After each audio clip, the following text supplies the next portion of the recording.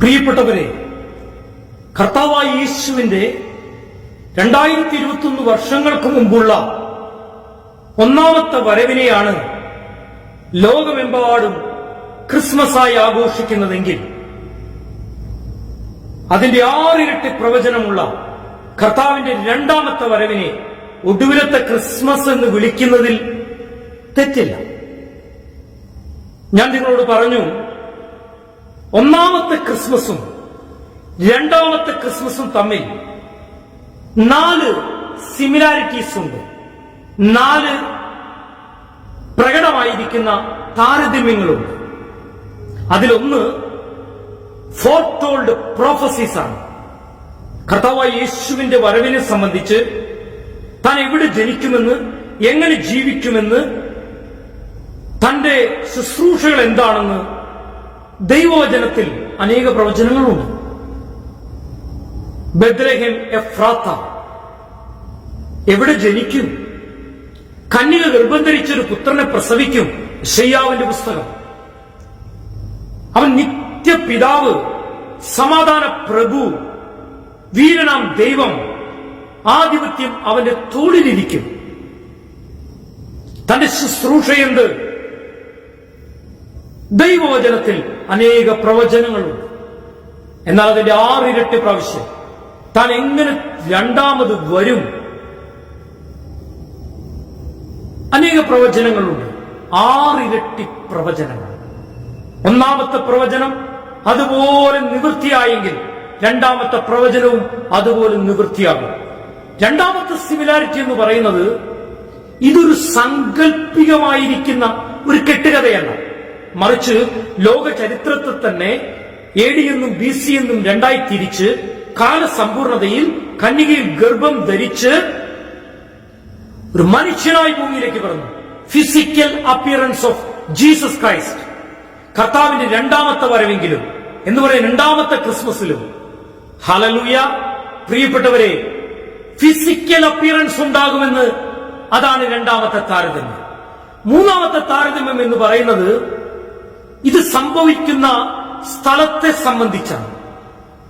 ആദ്യം യേശു ജനിച്ചതും യേശു പ്രസംഗിച്ചതും യേശുവിന്റെ ജീവിതവും ഇസ്രായേലിൽ, ജെറുസലമിൽ, പാലസ്തീനിലായിരുന്നെങ്കിൽ കർത്താവിന്റെ രണ്ടാമത്തെ വരവിനോടുള്ള ബന്ധത്തിലും ഇസ്രായേൽ പരമപ്രധാനമായിരിക്കുന്ന ഒരു പങ്ക് വഹിക്കുന്നുണ്ട് എന്ന് പറയുവാൻ ഞാൻ ആഗ്രഹിക്കുകയാണ്. അതാണ് മൂന്നാമത്തെ സിമിലാരിറ്റി. നാലാമത്തെ സിമിലാരിറ്റി എന്ന് പറയുന്നത് അന്നും ഈ രണ്ടാമത്തെ വരവെങ്കിലും ഒരു പ്രത്യേകതയുണ്ട്. അതായത് ഈ സത്യത്തെ, ഈ യാഥാർത്ഥ്യത്തെ ഉൾക്കൊള്ളാൻ കഴിയാത്ത വിധത്തിൽ മനുഷ്യ ഹൃദയങ്ങളിൽ അന്ധകാരം വ്യാപിച്ചു നിൽക്കും.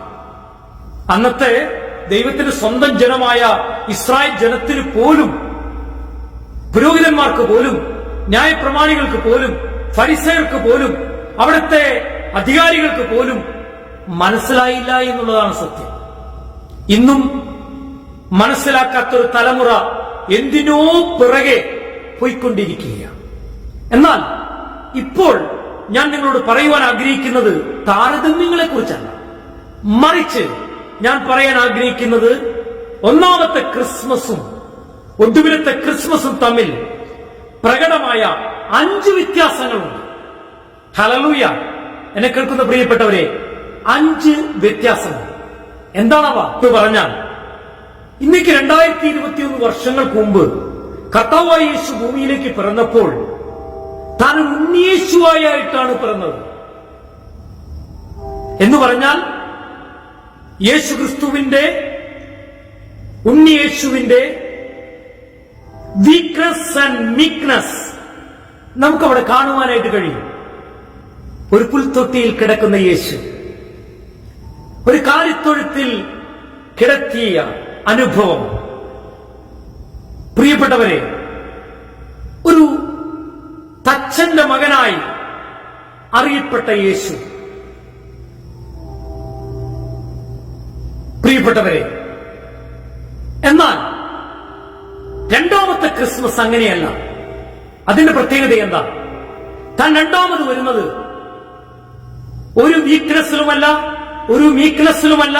രണ്ടാമത് യേശു ക്രിസ്തു വരുന്നത് വിത്ത് പവർ ആൻഡ് ഗ്ലോറി, അധികാരത്തോടും മഹത്വത്തോടും കൂടിയാണ് കർത്താവായ യേശു വരുന്നതെന്ന് നാം മറന്നു പോകരുത്. ഒന്നാമത്തെ പ്രത്യേകത, ഒന്നാമത്തെ ഡിഫറൻസ്.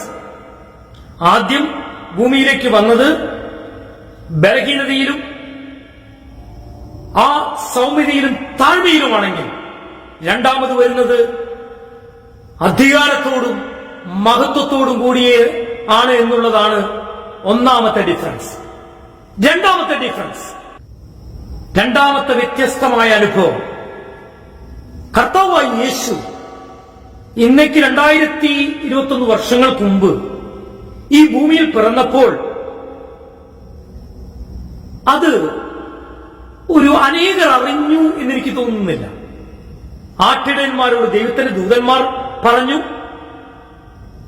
അങ്ങ് കിഴക്ക് ദേശത്ത് നിന്ന് ജ്ഞാനികൾ വന്നു. വളരെ ചുരുക്കം പേർ മാത്രം ആ ജനനത്തെ അറിയുവാനിടയായി.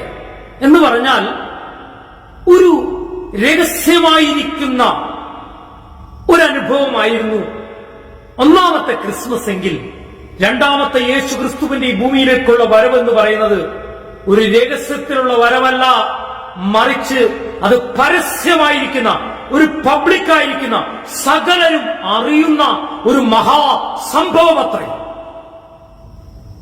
ഒരിക്കൽ ഒരു വ്യക്തി പ്രസംഗിച്ചതുപോലെ, ഇനി ഭൂമുഖത്ത് സംഭവിക്കാൻ പോകുന്ന ഏറ്റവും പ്രാധാന്യമറിയിക്കുന്ന, വാർത്ത പ്രാധാന്യമറിയിക്കുന്ന സംഭവം യേശുക്രിസ്തുവിന്റെ രണ്ടാമത്തെ വരവാണ്. മൂന്നാമത്തെ പ്രത്യേകത, പ്രിയപ്പെട്ടവരെ, കർത്താവായ യേശു ദൈവത്തിന്റെ വചനമാണ്, ദൈവപുത്രനാണ്, ആരാധനയ്ക്ക് യോഗ്യനാണ്, മഹത്വപൂർണമായ രാജാവാണ്. എന്നാൽ താൻ ആദ്യം വന്നപ്പോൾ കർത്താവായ യേശുവിനെ ആരാധിക്കുവാനും വണങ്ങുവാനും ദൈവപുത്രനായി അംഗീകരിക്കുവാനും ചുരുക്കം പേരെ ഉണ്ടായിരുന്നു. യേശുവിന്റെ ശിഷ്യന്മാർ യേശുവിനെ വണങ്ങി ആരാധിച്ചു എന്ന് നാം കാണുന്നു. ആട്ടിടയന്മാർ യേശുക്രിസ്തുവിനെ വണങ്ങി എന്ന് നാം കാണുന്നു. അങ്ങ് ദൂരത്ത് നിന്നുള്ള ജ്ഞാനികൾ, രാജാക്കന്മാർ, വിദ്വാൻമാർ നിക്ഷേപപാത്രങ്ങൾ തുറന്ന് സ്വർണവും കുന്തിരിക്കവും മീറായും സമർപ്പിച്ചു എന്ന് കാണുന്നു. യേശുക്രിസ്തുവിന്റെ രാജ്യത്വത്തെയും യേശു ക്രിസ്തുവിന്റെ മഹാപൗരോഹിത്യത്തെയും തന്റെ ജീവിതത്തിൽ നിറവേറ്റപ്പെട്ട ബലിയെയും ഓർമ്മിപ്പിക്കുന്നതാണ് സിംബോളിക്കായി, പ്രതിരൂപാത്മകമായി അവർ കൊണ്ടുവന്ന ആ സമ്മാനങ്ങൾ. വളരെ ചുരുക്കം പേരെ ആ സത്യം മനസ്സിലാക്കിയത്. യേശു ഭൂമിയിലായിരിക്കുമ്പോൾ ഒരു മനുഷ്യനായി ജീവിച്ചതുകൊണ്ട് ഒരു മനുഷ്യൻ എങ്ങനെയാണ് ദൈവത്തെ ആരാധിക്കേണ്ടതെന്ന് താൻ പഠിപ്പിക്കുവാനായിട്ടിടയായി. അതുകൊണ്ട് യേശുക്രിസ്തുവിന്റെ ദൈവത്വത്തെ ചിലരൊക്കെ നിഷേധിക്കുന്നു. യേശുക്രിസ്തു പൂർണ്ണ ദൈവവും പൂർണ്ണ മനുഷ്യനുമായിരുന്നു. പ്രിയപ്പെട്ടവരെ, എന്നാൽ രണ്ടാമത്തെ ക്രിസ്മസ് എന്ന് പറയുന്നത്, രണ്ടാമത്തെ വരവെന്ന് പറയുന്നത് ആദ്യത്തേതിൽ നിന്ന് വ്യത്യസ്തമാണ്. എന്ന് പറഞ്ഞാൽ എല്ലാ മുട്ടും മടങ്ങും, എല്ലാവരും യേശുവിനെ കർത്താവ് എന്ന് പറയും. എന്ന് പറഞ്ഞാൽ കർത്താവിനെ അംഗീകരിക്കാത്തവരും കർത്താവിനെ തള്ളിക്കളഞ്ഞവരും സുവിശേഷത്തെ വെല്ലുവിളിച്ചവരും യേശുക്രിസ്തുവിനെ പരിഹസിച്ചവർ പോലും അവരുടെ മുട്ടുകളും മടങ്ങും, അവരും യേശുവിനെ കർത്താവ് എന്ന് വിളിക്കും. അതാണ് മൂന്നാമത്തെ ഡിഫറൻസ്. ആദ്യത്തെ വരവെങ്കിൽ വളരെ ചുരുക്കം പേരെ മുട്ടുമടക്കിയുള്ളൂ എങ്കിൽ, രണ്ടാമത്തെ വരവെങ്കിൽ സകല മുട്ടും മടങ്ങും എന്നുള്ളതാണ് സത്യം. നാലാമത്തെ പ്രത്യേകത, കർത്താവായ യേശു 2021 വർഷങ്ങൾക്ക് മുമ്പ് ഭൂമിയിൽ പിറന്നപ്പോൾ ജനിച്ച നാൾ മുതൽ he was mistreated, rejected. ഒത്തിരി അനുഭവങ്ങളിലൂടെ യേശു ക്രിസ്തു കടന്നുപോയി.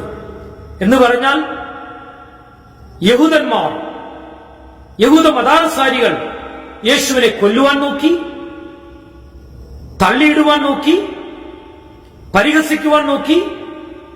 ഒത്തിരി പ്രശ്നങ്ങളുണ്ടായി. ഭരണാധികാരികൾ യേശുവിനെ കൊല്ലുവാൻ കരുതി 2 വയസ്സിന് താഴെയുള്ള കുഞ്ഞുങ്ങളെ മുഴുവൻ കൊല്ലുവാൻ കൽപ്പന കൊടുക്കുവാനിടയായി. അതാണ് ഒന്നാമത്തെ വരവെങ്കിൽ സംഭവിച്ചതെങ്കിൽ, ഹല്ലേലൂയ, യേശുക്രിസ്തുവിനെ തള്ളിക്കളഞ്ഞവരും യേശുക്രിസ്തുവിനോട് അപമര്യാദയായി പെരുമാറിയവരും യേശുക്രിസ്തുവിനെ പീഡിപ്പിച്ചവരും ആണ് ഒന്നാമത്തെ തന്റെ വരവിങ്കൽ ഉണ്ടായതെങ്കിൽ, രണ്ടാമത്തെ വരവിങ്കൽ കർത്താവായി യേശു വരുന്നത് എന്തിനാണെന്നറിയാമോ? തന്നെ റിജക്റ്റ് ചെയ്യുന്നവരെ, തന്നെ മിസ്ട്രീറ്റ് ചെയ്യുന്നവരെ,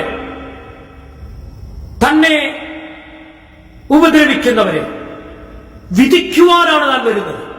അതാണ് വ്യത്യാസം. ഹല്ലേലൂയ. പ്രിയപ്പെട്ടവരെ, എന്നെ കേൾക്കുന്ന സുവിശേഷ വിരോധികളുണ്ടെങ്കിൽ, ആരുടെയെങ്കിലും അറിവില്ലായ്മയാണ് യേശുക്രിസ്തുവിനെയും യേശുക്രിസ്തുവിനെ പിൻപറ്റുന്നവരെയും ഉപദ്രവിക്കുന്നതെങ്കിൽ, എനിക്ക് നിങ്ങളോട് ഈ സത്യം തുറന്നു പറഞ്ഞേ മതിയാകൂ. എന്താണെന്നറിയാമോ? കർത്താവായ യേശു രണ്ടാമത് വരുന്നത് തന്നെ എതിർത്തവരെ മാത്രമല്ല, തന്നെ പരിഹസിച്ചവരെ മാത്രമല്ല, തന്നെ ഉപദ്രവിച്ചവരെ മാത്രമല്ല, തന്റെ നാമത്തിൽ ദൈവത്തിന്റെ വചനവുമായി കർത്താവായ യേശു എന്ന സുവിശേഷവുമായി മുന്നോട്ടു പോകുന്ന വ്യക്തികളെ ഉപദ്രവിക്കുന്നവരെ, അവരെ കൊല്ലുന്നവരെ, പീഡിപ്പിക്കുന്നവരെ വിധിക്കുവാനാണ് അവൻ വരുന്നത്. ഇത് പറയുമ്പോൾ ഒരു കാര്യം കൂടി ഞാൻ ഓർമ്മിപ്പിച്ചില്ലെങ്കിൽ അതെന്റെ ഭാഗത്ത് നിന്ന് ഒരു വീഴ്ചയായി വരും. കർത്താവിന്റെ രണ്ടാമത്തെ വരവിന് മുമ്പ് എത്ര കൊടും ക്രൂരത ചെയ്ത, സുവിശേഷത്തിന് എത്ര വിരോധികളായി നിന്ന വ്യക്തികളാണെങ്കിലും ആ പാപങ്ങൾ ഏറ്റുപറഞ്ഞ് കർത്താവായ യേശുവിനെ വിശ്വസിച്ച് കർത്താവിന് വഴി നിന്ന് കർത്താവിനെ എതിരേൽക്കാൻ ഞാനും നിങ്ങളും തയ്യാറാകുന്നുവെങ്കിൽ നിശ്ചയമായും നിങ്ങൾ ഒരിക്കലും ഒരു വിധിയിൽ, ശിക്ഷാവിധിയിൽ അകപ്പെടുകയില്ല എന്ന നിർമ്മലമായ സത്യം ഞാൻ ഇന്ന് വിളിച്ചു പറയുവാൻ ആഗ്രഹിക്കുകയാണ്. അടുത്ത വ്യത്യാസം എന്ന് പറയുന്നത്, അഞ്ചാമത്തെ വ്യത്യാസം എന്ന് പറയുന്നത്, കർത്താവായ യേശു ആദ്യം ഭൂമിയിലേക്ക് വന്നപ്പോൾ താൻ ഒരു നസ്രത്തുകാരനായി, ഒരു തച്ചന്റെ മകനായി, ഒരു ജാരസന്തതിയായി ആ കാലഘട്ടത്തിലുള്ളവർ പരിഹസിച്ചെങ്കിൽ അതിന്റെ പര്യായമായി കാൽവരി ക്രൂശിലേക്ക് നടന്നെടുക്കുമ്പോൾ തനിക്കൊരു കിരീടം കൊടുക്കുവാനിടയായി. ആ കാലഘട്ടത്തിൽ ഏറ്റവും ഉള്ളുള്ള, തറച്ചു കയറിയാൽ പണ്ഡിതന്മാർ പറയുന്നു, കർത്താവായ യേശുവിന്റെ തലയിൽ ആ മുൾക്കിരീടം അണിഞ്ഞപ്പോൾ അതിന്റെ ഒരു മുള്ള് തന്റെ കണ്ണിലൂടെ പുറത്തു വന്നു എന്ന് ചരിത്രകാരന്മാർ രേഖപ്പെടുത്തിയിട്ടുണ്ട്. പ്രിയപ്പെട്ടവരെ, ആദ്യത്തെ സമയത്ത് താൻ അണിഞ്ഞത് മുൾക്കിരീടമായിരുന്നുവെങ്കിൽ രണ്ടാമത്തെ ക്രിസ്മസ് അല്ലെങ്കിൽ ഒടുവിലത്തെ കർത്താവിന്റെ വരവിങ്കൽ താൻ രാജ്യത്വം പ്രാപിച്ച് രാജാക്കന്മാരുടെ രാജാവായി, നേതാക്കന്മാരുടെ നേതാവായി ഈ ഭൂമിയെ ഭരിക്കുവാൻ തക്കവണ്ണം കിരീടമണിഞ്ഞവനായിരിക്കുന്ന ഒരു കർത്താവിനെയാണ് നമുക്ക് കാണുവാനായിട്ട് കഴിയുന്നത്.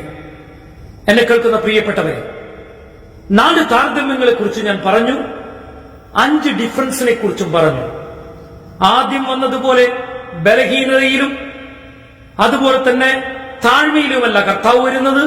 കർത്താവ് വരുന്നത് അധികാരത്തോടും മഹത്വത്തോടും കൂടിയാണ്. അതുകൊണ്ട് എന്നെ കേൾക്കുന്ന പ്രിയപ്പെട്ടവരെ,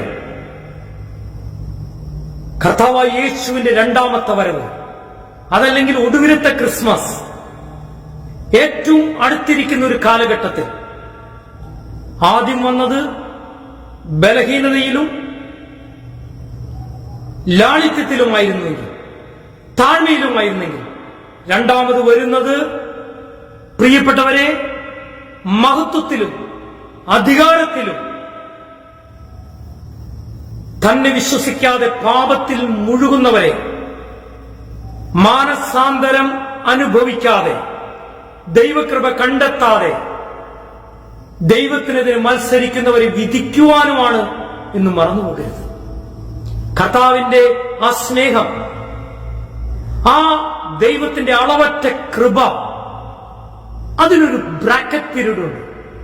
അത് ഒന്നാമത്തെ ക്രിസ്മസ് മുതൽ അവസാനത്തെ ക്രിസ്മസ് വരെയാണ്. അതുകൊണ്ട്